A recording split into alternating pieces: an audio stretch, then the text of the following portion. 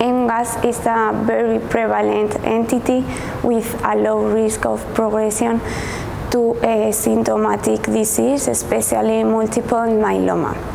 So it's very important to identify prognosis factors in order to stratify patients and clinical decision making.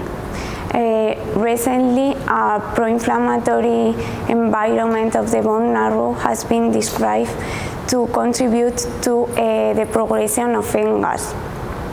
In this sense, the albumin is an inflammatory biomarker widely used in myeloma patients.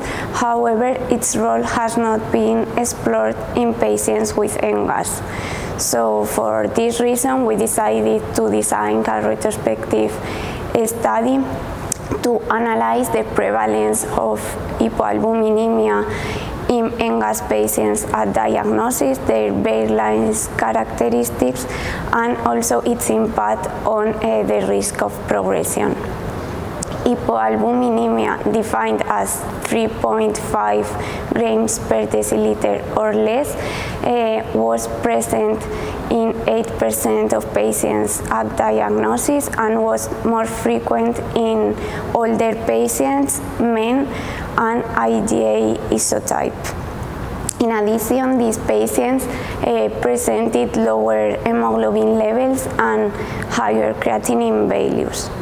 Moreover, time to progression in patients with hypoalbuminemia was inferior than those in patients with normal serum albumin levels.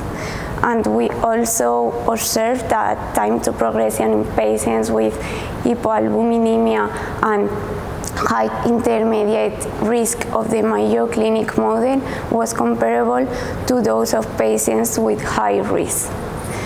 So finally, if these findings will be confirmed in other independent series, hypoalbuminemia could become a new prognosis factor for progression in MGUS patients.